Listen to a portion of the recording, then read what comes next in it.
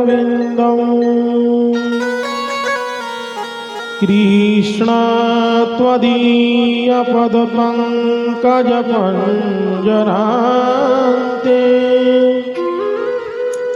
अद्यैव मे विशतु मे मानसराजहंसा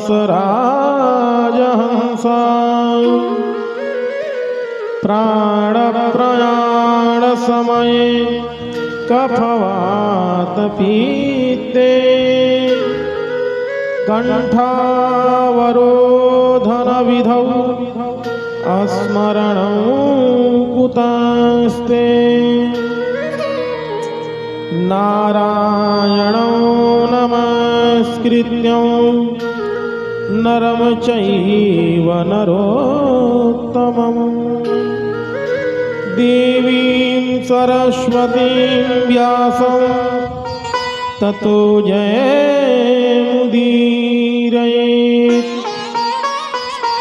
नारायणसमारम्भां शङ्कराचार्यमध्यमाम् अस्मदाचार्यपर्यन्तां वन्दे गुरुं परम्पराम् श्रुतिस्मृतिपुराणानामालङ्ककरुणालयम् नमामि भगवत्पादं शङ्करं लोकशङ्करम् यत्र यत्र रघुनाथकीर्तनं तत्र तत्र कृतमस्तकाञ्जलिं वाष्पवारि परिपूर्णलोचनं मारुतिं नमत राक्षसान्तकम् जय जय श्री राधारमण जय जय नवला किशोर जय गोपी चित चोर प्रभु जय जय माखन चोर। प्रेम से बोलिए वृंदावन बिहारी लाल की जय। भक्त वत्सल भगवान की जय। भागवत भगवान की जय। श्री सुखदेव जी महाराज की जय। गंगा मैया की जय। जय जय श्री राधे। परम मंगल में भगवत स्वरूप श्रीमद् भागवत महापुराण के अंतर्गत आज हम लोग कथा के षष्ठम दिवस में प्रवेश कर रहे हैं, जो भगवान की दिव्य लीला गुणगणों का गान श्रवण करने का सौभाग्य यद भाग्यम भवेद भूरि भवतो दर्शनम तदा। व्यक्ति के जब जन्म जन्मांतर के पुण्य उदय होते हैं तब श्रीमद् भागवत की कथा सुधा रसपान करने का सौभाग्य प्राप्त होता है।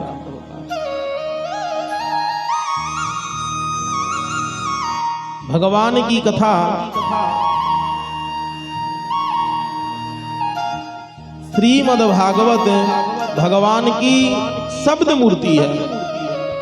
तेने बांगमयी मूर्ति प्रत्यक्षा वर्तते हरि। ये प्रत्यक्ष भगवान की बागमयी मूर्ति है श्रीमद् भागवत महापुराण।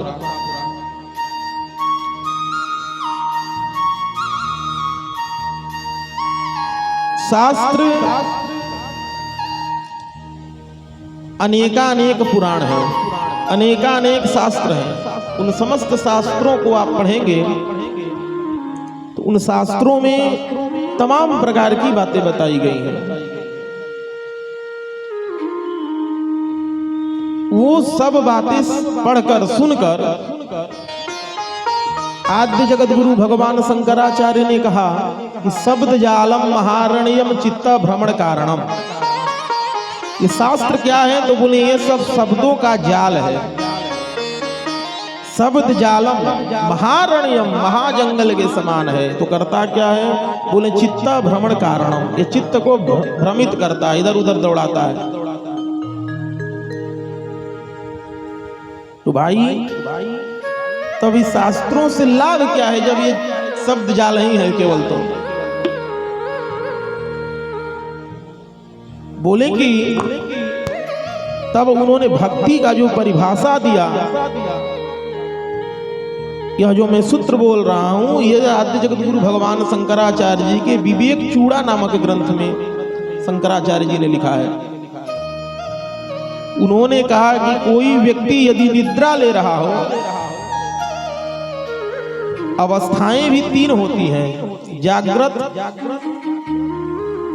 एक होता है सुसुप्ति अवस्था, और एक होता है गाढ़ी नींद में व्यक्ति चला जाता है। तो बोले कि यदि कोई व्यक्ति सो रहा है और सोते हुए का नाम लेकर यदि पुकारा जाए तो व्यक्ति जग जाता है। इसका मतलब है यदि मनोज कुमार सो रहा है और मनोज पुकारा जाए तो मनोज ही जागेगा, यदि चार नाम वाले व्यक्ति सो रहे हैं तो। इसका मतलब है कि शब्दों में अचिंत्य शक्ति है, तभी शब्द श्रवण करने वाले व्यक्ति की निद्रा भंग हुई। इसीलिए भगवान के नाम में अचिंत्य शक्ति बताया गया कि भगवान के नाम में वो सामर्थ्य है जो कि संसार के समस्त प्राणी मिलकर संसार के समस्त पाप यदि कर दें तो वो उतना पाप नहीं कर सकते जितना कि भगवान के एक नाम का समर्थ पाप को जलाने में है।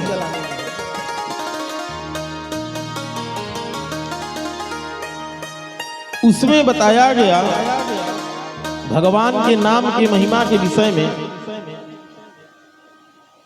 कि कलयुग में भगवान के नाम का ही सहारा है, लेकिन कोई चीज, जैसे कोई यदि विकलांग है, मंदिर नहीं जा सकता पूजन करने, शास्त्रों ने कहा कि हृदय में ही भगवान है, हृदय में ही मंदिर है, घर में ही तुम पूजन करो। घर में व्यक्ति जो है पूजन किया। अब उस शास्त्र वाक्य का सहारा लेकर जो हिष्ट पुष्ट तंदुरुस्त सर्वांग सुंदर है, सर्वांग पुष्ट है, सब तरह से पुष्ट है, वो भी व्यक्ति उस शास्त्र का उदाहरण दे और कहे मंदिर जाकर क्या होगा, घर में ही भगवान है, तो वो इसका मतलब वो धर्म नहीं कर रहा, धर्माभास उसे कहते हैं। एक प्रकार का वो अधर्म है। उसी तरह से जो कि द्विजाति है, द्विजातियों के लिए राम नाम का सहारा मात्र नहीं बताया गया। राम नाम ले सकता है पर राम नाम का सहारा मात्र नहीं बताया गया। उसके लिए सूर्योपासना और गायत्री अनिवार्य बताई गई।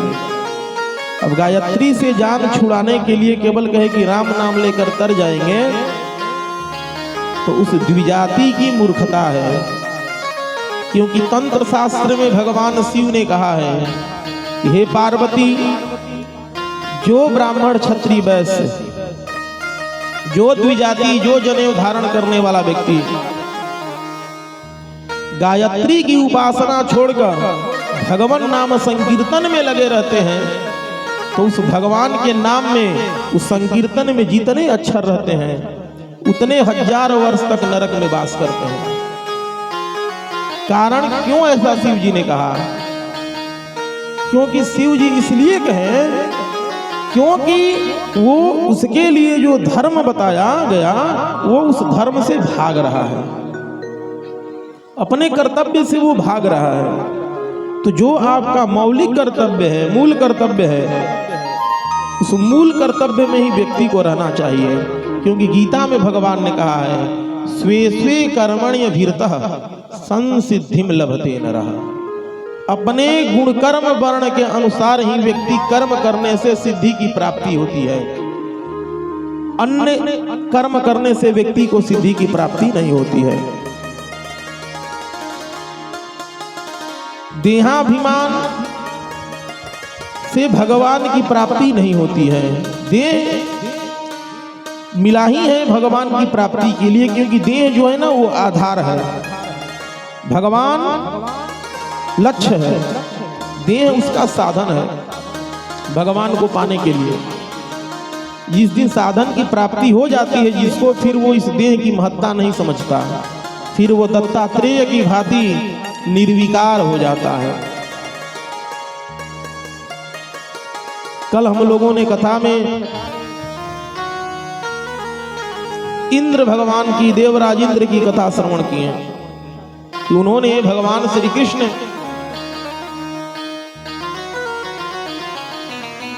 जो कि भगवान गोवर्धन धारण किए, तो देवराज इंद्र ने कैसे ब्रजमंडल में जल वृष्टि की और भगवान ने देवराज इंद्र के कोप से समस्त ग्वाल बालों की रक्षा की। कल हमने ये भी बताया कि देवराज इंद्र को जिस तरह से, भगवान इंद्र को जिस तरह से समाज में कुछ लोग स्थापित करते हैं, देवराज इंद्र का वो छवि नहीं है। देवराज इंद्र प्रथम व्याकरण के आचार्य हैं। देवराज इंद्र धनवंतरी के गुरु हैं। आयुर्वेद का ज्ञान देवराज इंद्र ने दिया था। देवराज इंद्र सबसे बड़े ब्रह्मचारी थे। ब्रह्मा जी ने जब ब्रह्मचर्य का परीक्षा लिया तो विरोचन और देवराज इंद्र, तो देवराज इंद्र 101 वर्ष तक ब्रह्मचर्य रहे। उनके सामने सारे लोग भग गए, कोई नहीं रह पाया। शल्य चिकित्सा का ज्ञान देवराज इंद्र ने समाज विश्व को दिया। व्याकरण शास्त्र के उद्गाता हैं देवराज इंद्र। देवराज इंद्र ने समाज को बहुत कुछ दिया।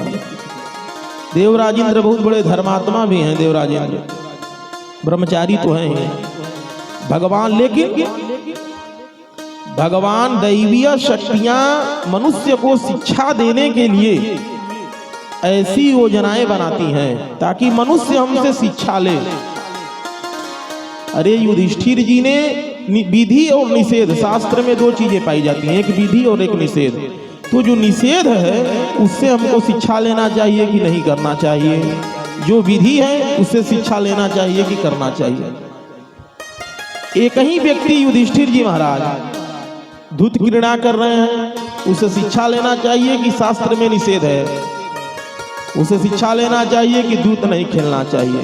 लेकिन वहीं युधिष्ठिर जी को सत्यवादी कहा गया, तो वो विधि वाक्य है शास्त्र का, उसे शिक्षा लेना चाहिए कि सत्य बोलना चाहिए। व्यक्ति एक ही होता है, उसमें विधि और निषेध दोनों होते हैं, क्योंकि व्यक्ति कर्तव्य और अकर्तव्य, धर्म और अधर्म दोनों व्यक्ति में ही प्रवेश किए रहते हैं। तो कल हम लोगों ने गोवर्धन लीला की कथा श्रवण की है। अब आज जो है भगवान के महारास की कथा है। रास को हमने बताया कि भगवान महारास करने से पूर्व गोपियों के चीरहरण किए। कारण चीरहरण का करने का तात्पर्य है कि जीवात्मा और परमात्मा के बीच जो भेद का आवरण रहता है उसे भगवान दूर करना चाहते हैं। जीव और परमात्मा के बीच जब तक अभेद नहीं होगा तब तक रास में प्रवेश नहीं मिल सकता है। क्यों? क्योंकि रास का अर्थ है रसो वै सह, वेद भगवान कहते हैं। वेद में रास की परिभाषा दी गई, रसो वै सह, वो साक्षात ब्रह्मानंद का नाम ही रास है। तो उस ब्रह्मानंद में जीव का तब तक प्रवेश नहीं हो सकता जब तक जीवात्मा परमात्मा के बीच माया का पर्दा है। पहले उसको भगवान ने चीर वस्त्र हरण करके, गोपियों का वस्त्र चुरा कर भगवान ने उस माया को हटाया गोपियों के सामने से, तब गोपियों का रास में प्रवेश हुआ। कथा में प्रवेश करने से पूर्व 2 मिनट भगवान नाम संकीर्तन करेंगे, फिर हम लोग कथा करेंगे। सन्मुख आप लोग बड़े ही धैर्य के साथ, जितने लोग हैं, इतने बरसात के बाद भी जितने लोग हैं बड़े शांति और धैर्य से कथा श्रवण करते हैं और कथा को समझने का प्रयास करते हैं। इसलिए कथा को धैर्य से श्रवण करिए, कथा को समझिए। यदि कोई संदेह है तो व्यास जी से खड़े होकर पूछ लीजिए कथा समाप्त होने के बाद। तो बड़े ही शांति से सब लोग श्रवण कर रहे हैं कथा को, ये बहुत अच्छी बात है। अब कथा में रास में प्रवेश करने से पूर्व 2 मिनट भगवान नाम संकीर्तन, भगवान का मधुर नाम, उसके बाद कथा में हम लोग प्रवेश करेंगे। प्रेम से करतल ध्वनि के साथ भगवान का नाम लीजिए। मधुर मधुर नाम सीताराम सीताराम, मधुर मधुर नाम सीताराम सीताराम, मधुर मधुर नाम सीताराम सीताराम, मधुर मधुर नाम सीताराम सीताराम, मधुर मधुर नाम सीताराम सीताराम, मधुर मधुर नाम सीताराम सीताराम, मधुर मधुर नाम सीताराम सीताराम, मधुर मधुर नाम सीताराम सीताराम, पावन पावन नाम सीताराम सीताराम, पावन पावन नाम सीताराम सीताराम, पावन पावन नाम सीताराम सीताराम, पावन पावन नाम सीताराम सीताराम, पावन पावन नाम सीताराम सीताराम, पावन पावन नाम सीताराम सीताराम, पावन पावन नाम सीताराम सीताराम, पावन पावन नाम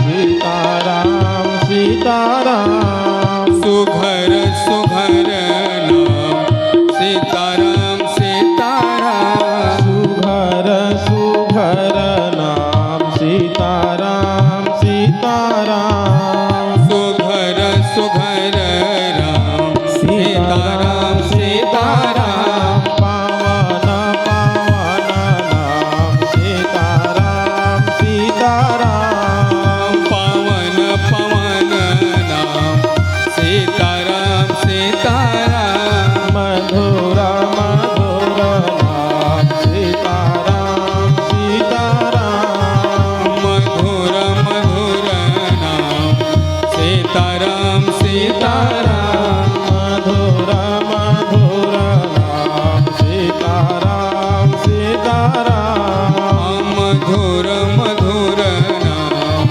सीताराम सीताराम।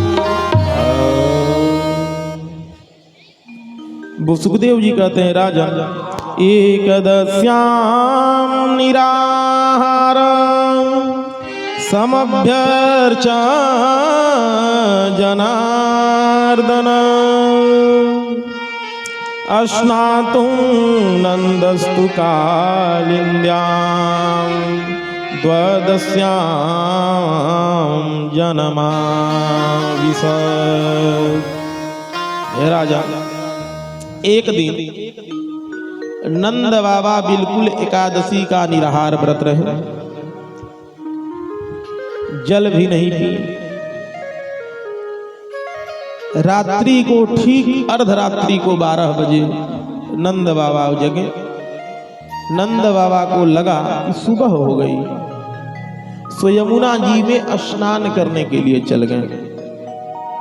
और जैसे ही यमुना जी में स्नान करने के लिए गए, सो उन्हें वरुण के दूत पकड़कर वरुण लोक ले गए।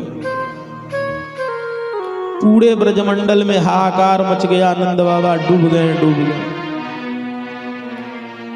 भगवान यमुना जी में प्रविष्ट हुए, सीधे वरुण लोक पहुंचे। जैसे ही भगवान को उस लोक में वरुण, कुबेर इत्यादि ने देखा, सो भगवान के चरणों को पद प्रक्षालन करके आसन पर बिठाकर उनकी आरती उतारना शुरू किया। भगवान ने देखा कि नंद बाबा को एक खम्भे में बांधा गया है। नंद बाबा ने देखा तो आश्चर्यचकित कर रहे हैं, अरे हमें खम्भे में बांध कर रखा है और ये मेरे नेक सो छोरा और इसकी आरती उतारी जा रही है, पैर पद प्रक्षालन कर किया जा रहा है।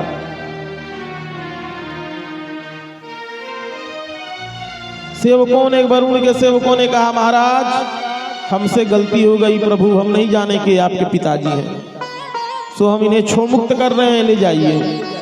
यो कहकर भगवान नंद बाबा को मुक्त करके तुरंत ब्रजमंडल में ले आए। और ब्रजमंडल में जब नंद बाबा को मुक्त करके ले आए, सारे ग्वाल बाल सबके सब जुट गए। नंद बाबा ने यह बात सारे ग्वाल वालों को बताई।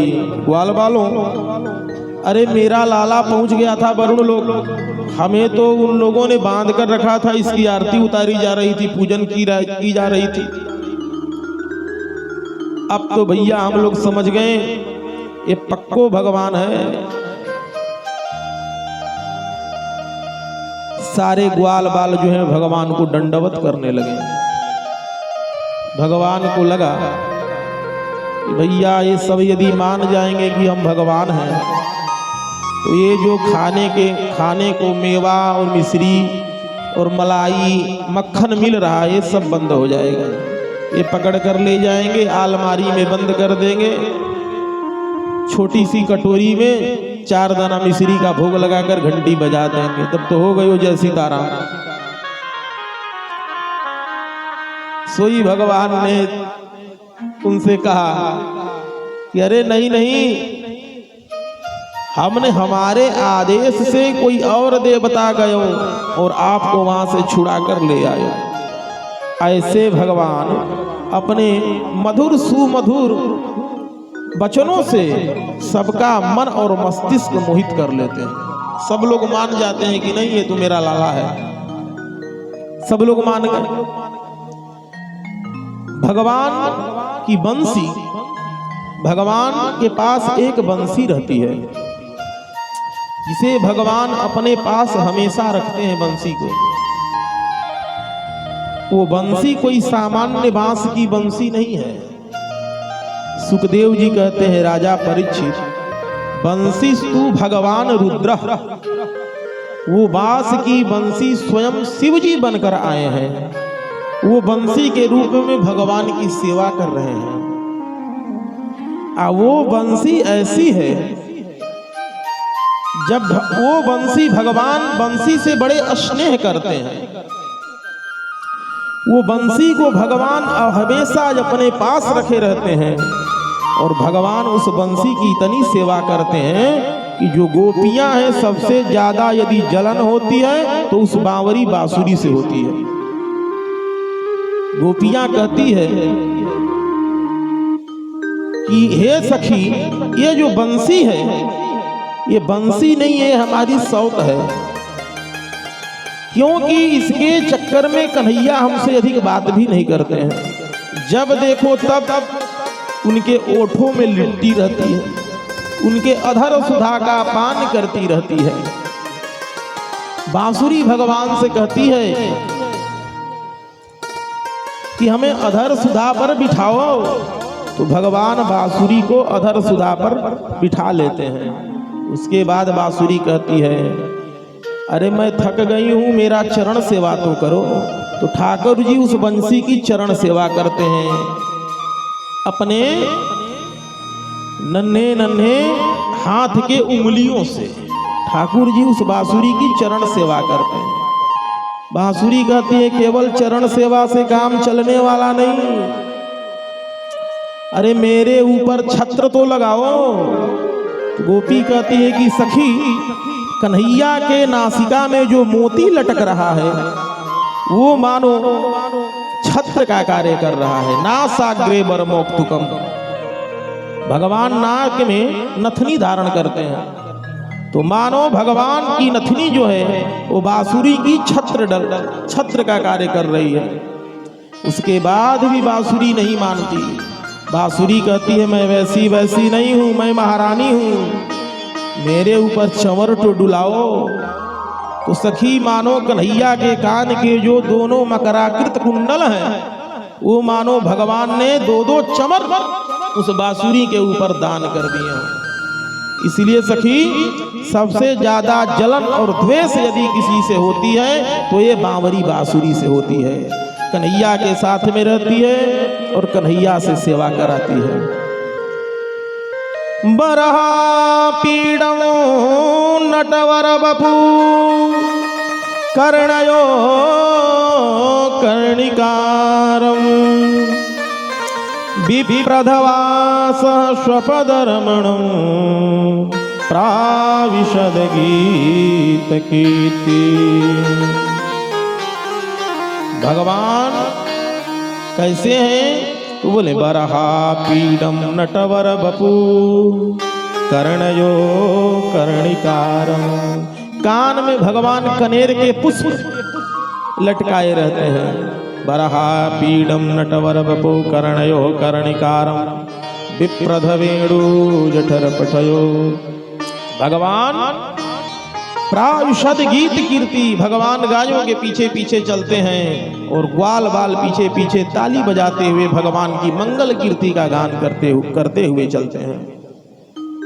बोलिए भक्तवत्सल भगवान की जय। भगवान की बांसुरी कैसी है तो श्री सुखदेव जी कहते हैं कि हे राजन, बांसुरी ऐसी है कि भगवान जब बांसुरी बजा देते हैं तो जो गाय चारा चर रही है, जैसे ही बांसुरी का स्वर सुनाई पड़ता है सो गाय का जो चारा है गाय के मुख में ही रह जाता है। भगवान के बांसुरी का स्वर सुनते ही यमुना की जलधारा ठहर जाती है। भगवान के जो गिरिराज के गोवर्धन के शिलाखंड हैं, जब कन्हैया की बांसुरी बजती है तो गोवर्धन के बड़े बड़े शिला द्रवित होकर गिरने लगते हैं, द्रवीभूत हो जाते हैं, पिघलने लगते हैं उनके बांसुरी का स्वर सुनकर। ऐसी मधुर स्वर भगवान की बजती है। हे सखी, कन्हैया की बंसी ऐसी बजती है। भगवान तारात्रि सरदो फुल्ल मल्लिका विच्छम रंत्रु मनश्चक्रे योग माया मुपाश्रित। भगवान योग माया का आश्रय लेकर अपनी बांसुरी बजाते हैं। भगवान बंसी जब बजाते हैं तो साक्षात शिव जी बंसी के रूप में हैं। भगवान कहते हैं यो भोलेनाथ, कान में जाकर इस गोपी के कान में बोल दो। सोई उस बंसी की आवाज उस गोपी के कान में चली जाती है। ऐसे दिव्य भगवान की बांसुरी बज रही है ब्रजमंडल में और रंभा ताता थैया करके स्वर्ग में नाच रही है। लेकिन जैसे ही बांसुरी के शब्द सुनाई पड़े रंभा ताल से अपने चुक जाती है। ब्रह्मा जी वेद पढ़ रहे हैं, जैसे ही बांसुरी का स्वर सुनाई पड़ता है ब्रह्मा जी वेद पढ़ना भूल जाते हैं, बांसुरी को श्रवण करने लगते हैं। ऐसे भगवान की बांसुरी बजती है। क्यों? क्योंकि भगवान की बांसुरी कोई सामान्य बांसुरी नहीं है। बंसिस्तु भगवान रुद्र, भगवान रुद्र ही बांसुरी के रूप में भगवान की सेवा करते हैं। क्यों करते हैं? क्योंकि भगवान शंकर रामा अवतार में हनुमान जी के रूप में आए थे। तो हनुमान जी के रूप में जब आए तो भगवान के चरणों की खूब सेवा की हनुमान जी। तो जब हनुमान जी ने चरणों की सेवा की लेकिन भगवान का मुखारविंद बहुत सुंदर था। भगवान का मुखारविंद इतना सुंदर था कि उनको देखकर तो असुर भी मोहित हो जाते थे, अन्यों की कौन कहे। तो हनुमान जी ने सोचा कि प्रभु इतने सुंदर हैं। हनुमान जी के मन में प्रभु के सुंदरता की भावना जब हुई तो भगवान ने कहा कि देखो हनुमान, अब अगले जन्म की प्रतीक्षा करो। तो वहीं भगवान शिव ने सोचा कि अगले जन्म में तो चरणों की सेवा कर ली, अब भगवान के अधरामृत का भी पान किया जाए। तो इस जन्म में भगवान स्वयं बंसी बनकर आए हैं और वहीं भगवान शंकर ठाकुर जी के बंसी के रूप में ठाकुर जी को सेवा दे रहे हैं। भगवान बंसी की खूब सेवा कर रहे हैं, खूब सुखदेव जी महिमा गाएं। यही नहीं, भगवान की बंसी में, बांसुरी में, बेणु में भी अंतर होते हैं, क्योंकि एक में 6 छेद होते हैं, एक में 7 छेद होते हैं। तो भगवान बचपन में बांसुरी बजाते थे, कुछ बड़े हुए तो बांसुरी बजाए, और बड़े जब हो गए द्वारिका में चले गए तो भगवान ने बेणु नाद किया, बेणु बजाया करते थे भगवान। तो भगवान श्री कृष्ण ऐसी बंसी बजाते हैं कि त्रैलोक्य मोहित हो जाता है। लेकिन इस बार भगवान की जब बांसुरी बजी, कब बजी? तो बोले निशम्य गीतम तदनंग वर्धनम ब्रज स्त्रिय कृष्ण गृहीत मानसा आजन्मुरन्यो मलक्षित्य दुम्या सयत्र कांतो जवलोल कुंडला। निशम्य गीतम तदनंग वर्धनम, भगवान की जो बंसी बजी जो आनंद को बढ़ाने वाला था। कहते हैं सुखदेव जी महाराज कि परीक्षित, भगवान की इस बार जो बंसी बजी, इस बार जो बंसी बजी, वो बंसी सबको सुनाई नहीं दी, सब पर असर नहीं की। इस बार जो बंसी बजी, कब बजी? बोले शरद पूर्णिमा के रात्रि को बंसी बजी, 12 बजे रात को भगवान ने बंसी बजाई। ठाकुर जी की जो गोपियां थीं, जो भगवान से केवल प्रेम करने वाली गोपियां थीं, उन्हीं के कानों में बंसी का स्वर सुनाई दिया। और जब गोपियों को बंसी का स्वर सुनाई दिया तो एक गोपी गाय दूह रही थी। जैसे ही बंसी का स्वर सुनाई दिया तो दोहनी वहीं रखी और ठाकुर जी के पास भागी चली गई। एक गोपी आंख में अंजन लगा रही थी, जैसे ही बंसी का स्वर सुनाई दिया दूसरे आंख में बिना अंजन लगाए ठाकुर जी के पास चल गई। एक गोपी श्रृंगार कर रही थी, जैसे ही उसके कानों में बंसी का स्वर सुनाई दिया सो नाक का नथ कान में लटका कर ठाकुर जी के पास चल गई। एक गोपी लीपा पोती कर रही थी। लीपा पोती समझ रहे हैं? लीपा पोती 2 प्रकार की लीपा पोती, मतलब आंगन में भी लीपा पोती होता है और चेहरे पर भी कम लीपा पोती नहीं होता है। तो एक गोपी लीपा पोती कर रही थी, जैसे ही बंसी का स्वर सुनाई दी, लेकिन वो जब चलने लगी तो उसके पति ने उसे पकड़ लिया है। अर्धरात्रि को कहाँ जा रही है? उसने कहा कि बंसी का स्वर सुनाई नहीं दे रहा है तुमको? बोला नहीं, हमको तो नहीं सुनाई दे रहा। अरे जा रही हूं कृष्ण से मिलने। सोई उसने कमरे में बंद कर दिया उसे। श्री सुखदेव जी कहते हैं परीक्षित, उस गोपी के मन में इतना विरह उत्पन्न हुआ कि वो अपने शरीर को वहीं छोड़ दी और दिव्य दूसरा शरीर धारण करके इन सब गोपियों से सबसे पहले जाकर भगवान के पास पहुंची। परीक्षित चौके महाराज, गोपियों की इतनी ऊंची स्थिति कि अपना शरीर छोड़कर दूसरा शरीर भी धारण कर लेती है। श्री सुखदेव जी कहते हैं परीक्षित, ये गोपियां कोई सामान्य गोपियां नहीं थी, ये गोपियां पूर्व जन्म के सब ऋषि मुनि महात्मा हैं। ये कोई सामान्य गोपी नहीं है। भगवान राम जब जनकपुर में दुल्हा सरकार बनकर गए तो उन पर सारी स्त्रियां मोहित हो गईं। लेकिन भगवान राम ने मन ही मन कहा कि हम तो इस समय मर्यादा में हैं, परंतु कृष्णावतार में तुम सब गोपी बनकर आ जाना, सबका मनोरथ पूर्ण कर दूंगा। भगवान राम जब वनवास में गए, सारे ऋषि मुनि दीवाने हो गए भगवान के। भगवान बोले, भैया ये दाढ़ी मूछ वाले बाबा, तुम सबका भी मनोरथ पूर्ण होगा, परंतु तुम सबको गोपी बनकर आना पड़ेगा। जानते हैं भगवान राम जब वन में गए थे तो और अहिल्या को तार दिए भगवान राम, विश्वामित्र जी के साथ में जा रहे थे तो विश्वामित्र जी के आश्रम में जब उनको वनवास हुआ तो यह घटना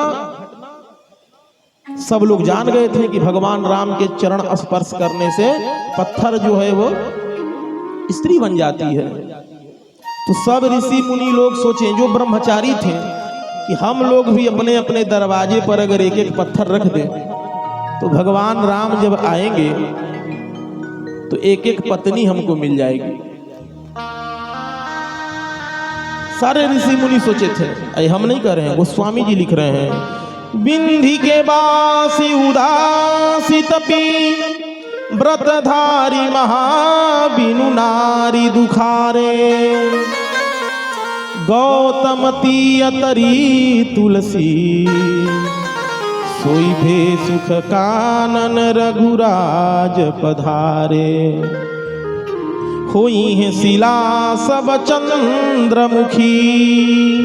एक गोस्वामी जी लिख रहे हैं कि भैया राम जी जब आ जाएंगे और शिला पर चरण रख देंगे तो एक एक पत्नी हम लोगों को मिल जाएगी। भगवान राम आए, उन ब्रह्मचारियों के दर्शन किए, आशीर्वाद लिए और चले गए। पत्थर जो है वो नारी नहीं बनी, तब तक सीता जी का हरण हो गया। और जब हरण हो गया तो भगवान राम रोने लगे, हे खग मृग हे मधुकर श्रेणी, हे खग मृग हे मधुकर श्रेणी,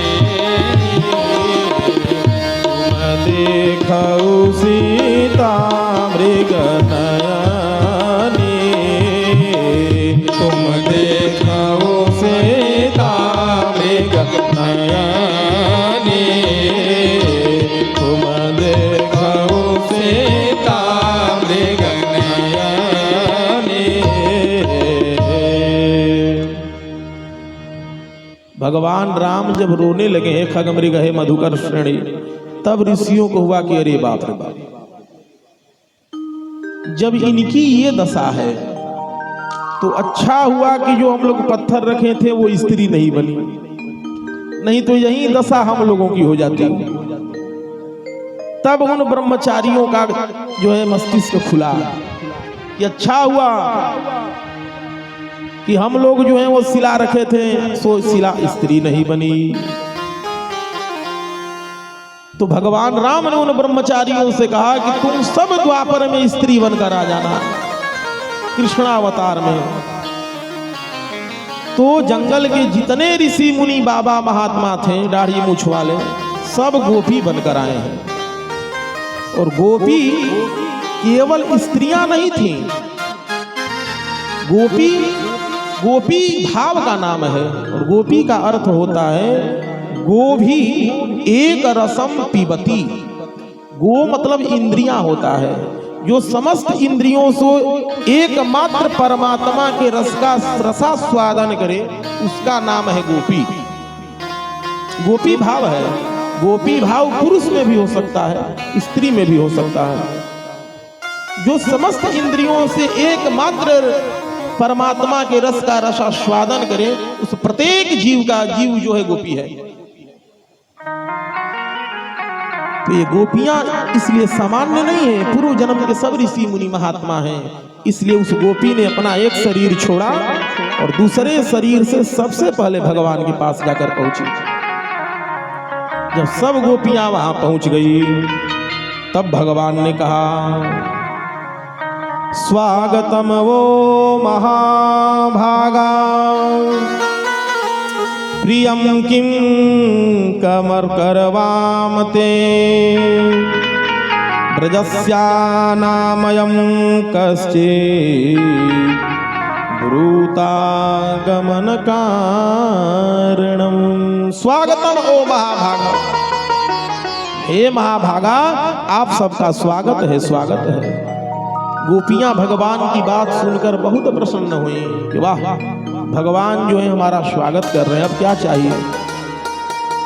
लेकिन तुरंत भगवान बोले, प्रियम किम करवामि वह, हे प्रिय आने का तुम्हारा कारण क्या है। गोपियां उदास हो गई। अरे बंसी बजाकर बुला लिया, अब आने के बाद पूछ रहा है ब्रूतागमन कारण, आने का तुम्हारा कारण क्या है। अरे भाई जब तुमने बुलाया है तो फिर कारण क्यों पूछ रहे हो। गोपियों ने कहा, हे सखी बंसी बलाकर तो इन्होंने बुला लिया, पर आने के बाद ये कारण पूछ रहे हैं। ऐसा भी कोई न कोई निर्दयी ही कर सकता है। लेकिन हम यदि इनको जवाब नहीं दी तो ऐसे ही प्रवचन सुनाते रहेंगे। भगवान ने कहा गोपियों से, क्या ब्रजमंडल में आग लग गई। इस जंगल में अर्धरात्रि के समय जंगल में आने का कारण क्या है। कहीं पति से झगड़ा तो नहीं हो गई, पति से झगड़ा तो नहीं हुआ, या पति ने घर से भगा तो नहीं दिया। गोपियों ने सर हिला दिया, नहीं। भगवान ने कहा, यदि पति से कितना ही झगड़ा हो जाए फिर भी पत्नी को घर का त्याग नहीं करना चाहिए। भगवान ने गोपियों को पतिव्रता धर्म का उपदेश किया। भगवान ने कहा, पत्नी के लिए पति ही भगवान है। लाख लड़ाई झगड़े हो जाए पर घर से बाहर नहीं जाना चाहिए। गोपियों ने सोचा, अरे बंसी बलाकर यहाँ पर बुलाकर अब ये जो है हमें प्रवचन सुनाने लगे। इसलिए सखियों, यदि इनको जवाब न दिया जाएगा तो ऐसे ही ये प्रवचन सुनाते रहेंगे। सो गोपियों ने भगवान को जवाब दिया, मय्यम विभो विहरति भगवान गदितुं नृशंसा संत्यज्य सर्व विषयाश्च पादमूलम् भक्ता भजस्व दुरवग्रहमात्यजास्मान् देवो यथादि पुरुषो भजित मुमुच्छा। गोपियों ने कहा, प्रभु एक बात बताइए। क्या? बोले कि ये बताइए, भक्ता भजस्व, हे प्रभु हम आपके भक्त हैं और आप हम भक्तों के भोक्ता हो। क्योंकि वेद भगवान कहते हैं, अहम अन्ना त्वम अन्नादः, हम अन्न हैं और आप हम अन्नों के उपभोक्ता हो, अन्नाद हो। इसलिए हे प्रभु हम आपके भक्त हैं, आप हम भक्तों के भोक्ता हो। देखिए भक्त कौन?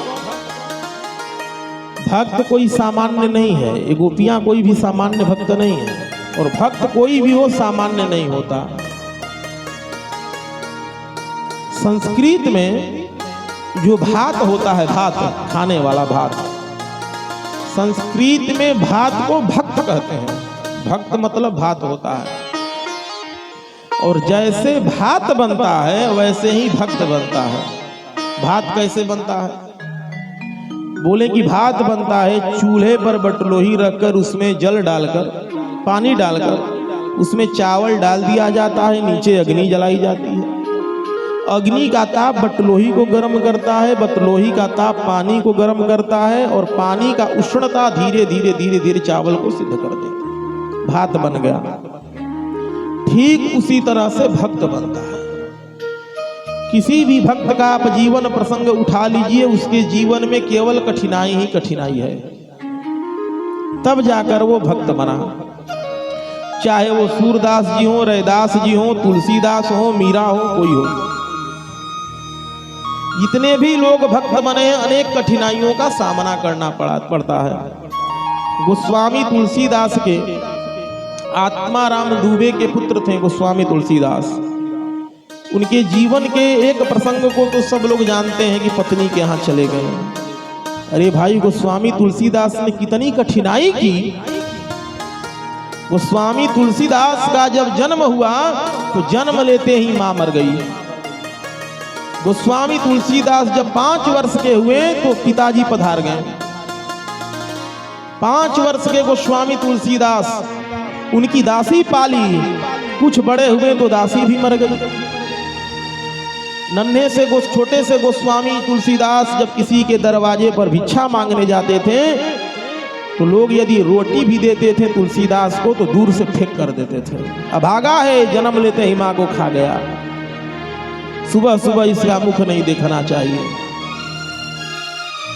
ऐसे ठोकर खा खा कर तब तुलसीदास बने, ऐसे ही सामान्य तुलसीदास नहीं बन गए। तब उन्होंने रामचरितमानस की रचना की, और मानस की रचना करने पर भी काशी में पंडितों ने बहुत बवाल किया, उनका बहुत विरोध हुआ रामचरितमानस का, गोस्वामी तुलसीदास जी के उस समय।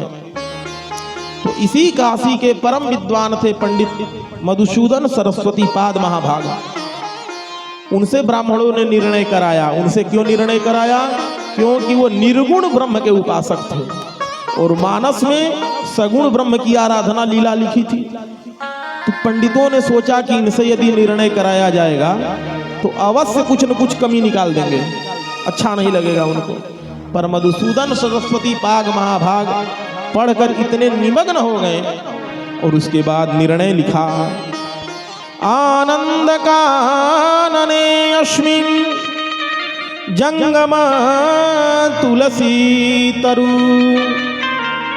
कविता मंजरी भाति राम भ्रमर भूषिता।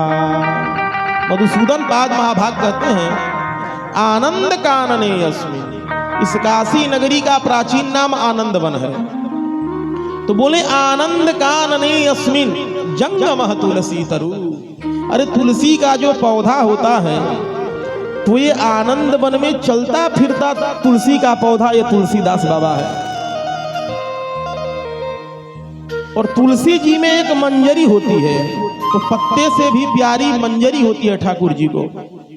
तो बोले आनंद कानने अस्मिन् जंगम तुलसी तरु और कविता मंजरी भाति।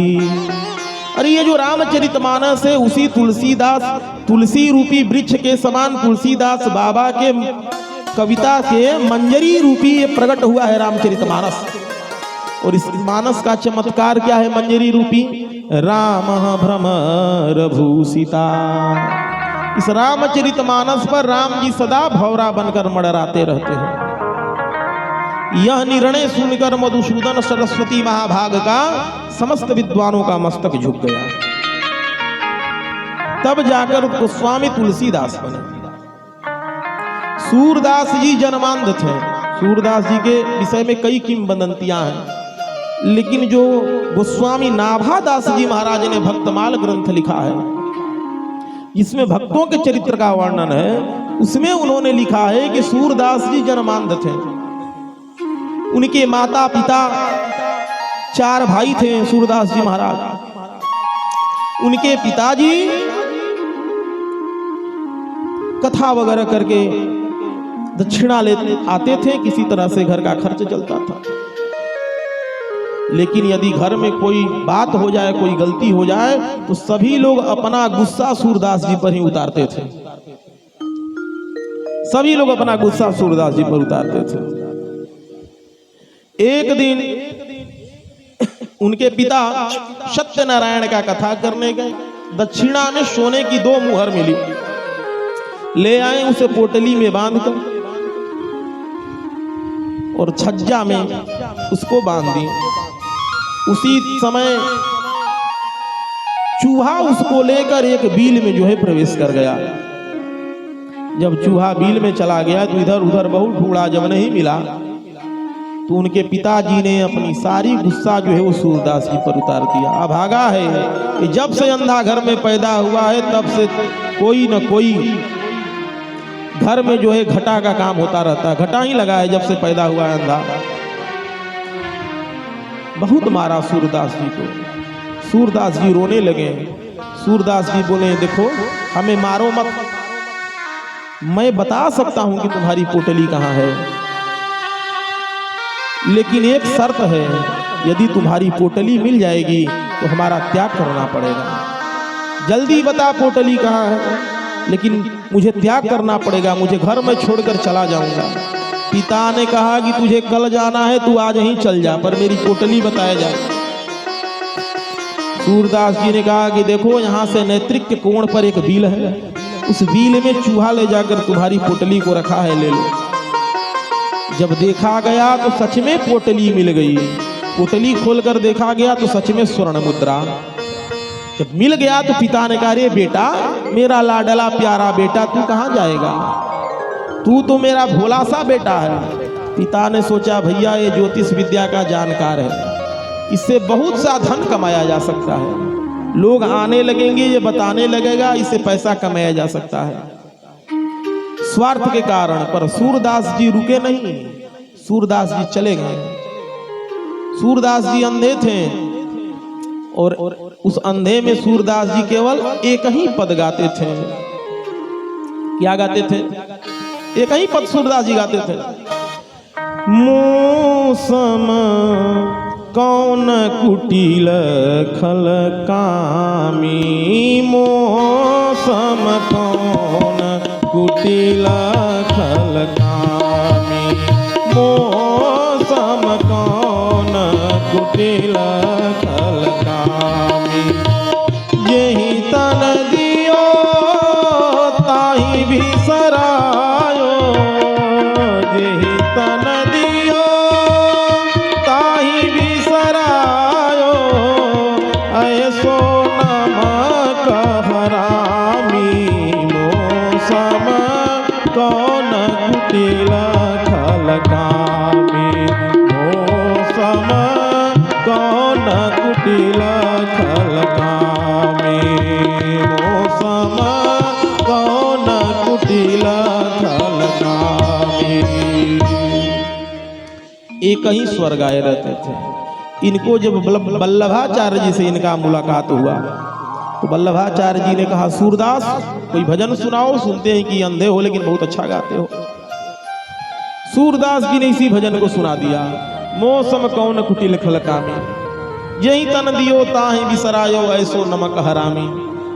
वल्लभाचार्य जी ने कहा, क्यों भाई, अंधे होकर तुम इतना गिड़गिड़ाते क्यों रहते हो, अपने आप को गिरा हुआ क्यों महसूस करते हो?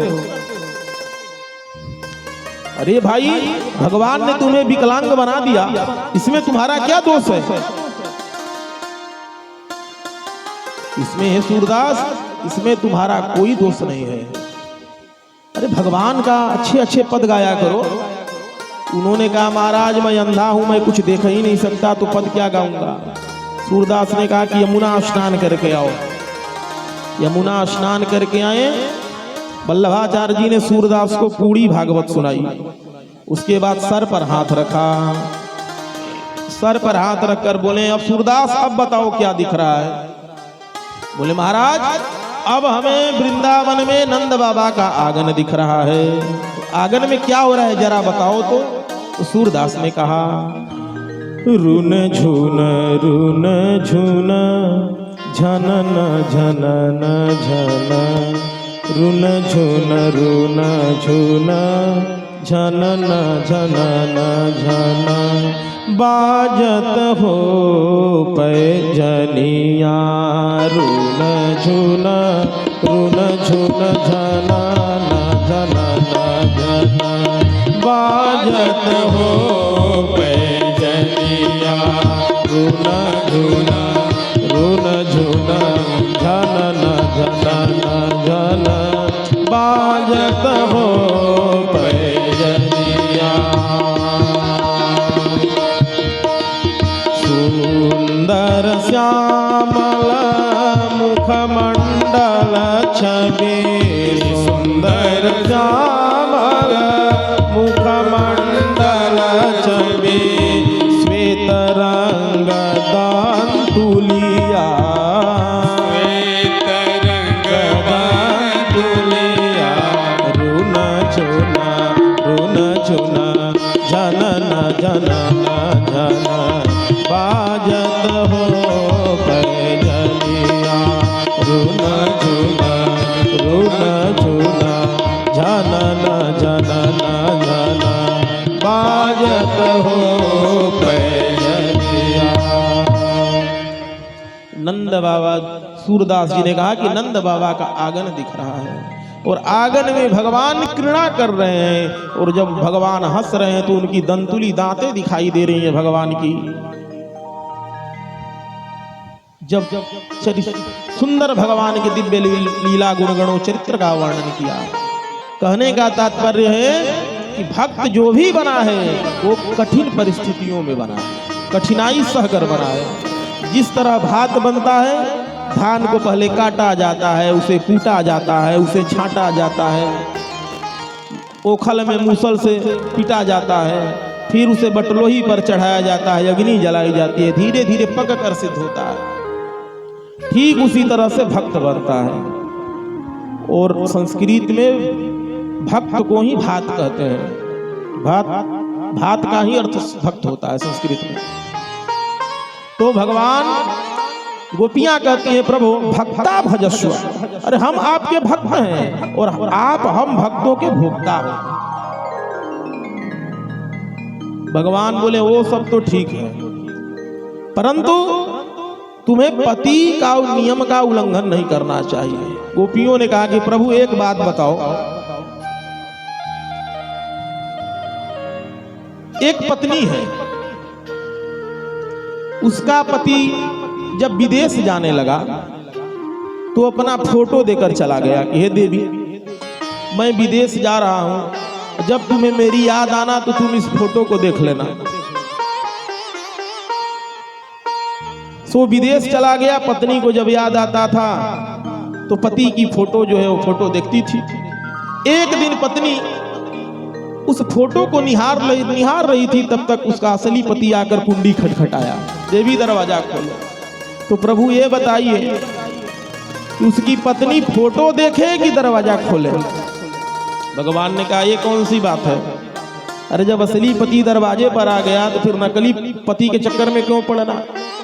गोपियों ने कहा कि प्रभु हम भी तो यही बात कह रहे हैं, ऐसे पति को बरे जो जन्मे अरु मरी जाए, बलिहारी वे पति के जो चूर्ण अमर हो जाए। प्रभु हम भी तो आप ही की बात कर रहे हैं। भगवान गोपियों के बात से भगवान प्रसन्न हो गए। भगवान ने एव मस्तु कहकर भगवान जो है महारास भगवान प्रारंभ करना चाहें। भगवान ने महारास प्रारंभ किया। जैसे ही भगवान ने ताता थैया कहकर नाचना प्रारंभ किया, सोई कामदेव का आगमन हो गया। भगवान ने कहा कि आप कौन? उसने कहा मेरा नाम कामदेव है। जब तक आप हम पर विजय प्राप्त नहीं कर लेते तब तक आप रास नहीं कर सकते हैं। भगवान ने कहा अच्छा। कामदेव ने भगवान पर अपने 5 बाण चलाए, पर भगवान को च्युत नहीं कर सकता। इसलिए भगवान को कामदेव ने अच्युत नाम दिया। अर्थात जो अपने पद से च्युत न हो, नीचे न गिरे, उसका नाम है अच्युत। बोलिए अच्युत भगवान की जय। अच्युतम केशवम राम नारायणम, अच्युतम केशवं राम नारायणं कृष्ण दामोदरम वासुदेवम हरि, कृष्ण दामोदरम वासुदेवम हरि। अच्युतम केशवम राम नारायणं, अच्युतं केशवं राम नारायणं कृष्ण दामोदरम वासुदेवम हरि, वासुदेवं वासुदेवम हरि। श्रीधरम माधवम गोपिका वल्लभम, श्रीधरम माधवम गोपिका वल्लभम। जानकी नायकम रामचंद्रम भजे, जानकी नायकम रामचंद्रम भजे। अच्युतम केशवम सत्यमं माधवम, अच्युतम केशवम सत्यमं माधवम। माधवम श्रीधरम राधिकामं पतिं, माधवम श्रीधरम राधिकामं पतिं। इंदिरामन्दिरं चेतसा सुन्दरम्, इंदिरामन्दिरं चेतसा सुन्दरम्। देवकी नन्दनं नन्दनं सन्दधे, देवकी नन्दनं नन्दजं सन्दधे। विष्णवे जिष्णवे चक्रिरे शङ्खिने, विष्णवे जङ्घवे शङ्खिने जिष्णवे। रुक्मिणे रागिणे जानकी नायके, रुक्मिणे रागिणे जानकी नायके। अच्युतं केशवं राम नारायणं, अच्युतं केशवं राम नारायणं कृष्ण दामोदरं वासुदेवं हरे, कृष्ण दामोदरं वासुदेवं हरे, कृष्ण दामोदरं वासुदेवं हरे। बोलिए अच्युत भगवान की जय। भगवान कामदेव पर भगवान ने विजय प्राप्त की। कामदेव भगवान से जब हार गया, भगवान का अनुनय भी नहीं किया, प्रभु हमें आशीर्वाद दीजिए, मैं आपका पुत्र के रूप में आना चाहता हूं। कामदेव ही भगवान का पुत्र था।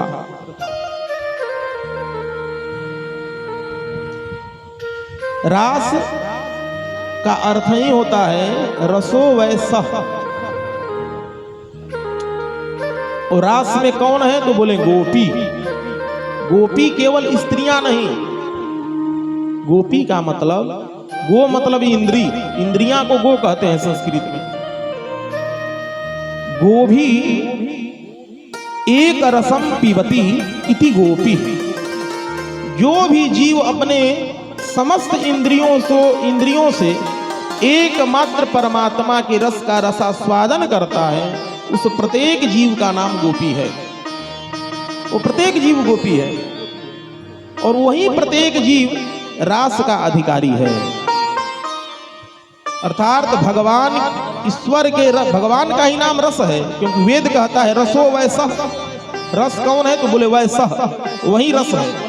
परमात्मा का नाम ही रस है, ब्रह्म रस है। और उस रस, वो रस जो है, वो ब्रह्म रूप रस जो है क्रिया करता है, उसी का नाम रास है। और उस रास का अधिकारी गोपी है, जो उसका समस्त इंद्रियों से एक रस का पान करे। मतलब एकांत में हो जाए। अकेले और एकांत में अंतर होता है। आप कमरे में दरवाजा बंद करके बैठे हैं तो अकेले हैं, एक ही अंतः, समस्त इंद्रियों को एक में यदि लक्ष्य लगा दे रहे हैं तो उसका नाम एकांत है। उस समय आप एकांत हैं। कमरे में तो आदमी अकेला रहता है, लेकिन एकांत तब है जब समस्त इंद्रियों को एक में अंत कर ले। इसलिए विष्णु सहस्त्र नाम में भगवान का नाम एक आया है। एक भगवान का ही नाम है एक। समस्त इंद्रियों को अपने में संभाले। जब भगवान पुनः कामदेव पर विजय प्राप्त करके रास करने को तैयार हुए, तब तक कैलाश में बैठे भोले बाबा के मन में विचार आया, भैया हमको भी रास में चलना चाहिए।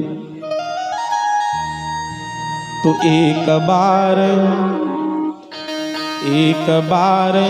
भोले भंडारी बन के ब्रज की नारी वृंदावन आ गए हैं, वृंदावन आ गए हैं। एक बार भोले भंडारी बनकर ब्रज में नारी वृंदावन आ गए हैं, वृंदावन आ गए हैं। पार्वती भी मना तिहारी, ना माने त्रिपुरारी, वृंदावन आ गए हैं, वृंदावन आ गए। अरे पार्वती भी मना तिहारी, ना माने त्रिपुरारी, ब्रज में आ गए हैं, ब्रज में आ गए हैं। श्री राधे।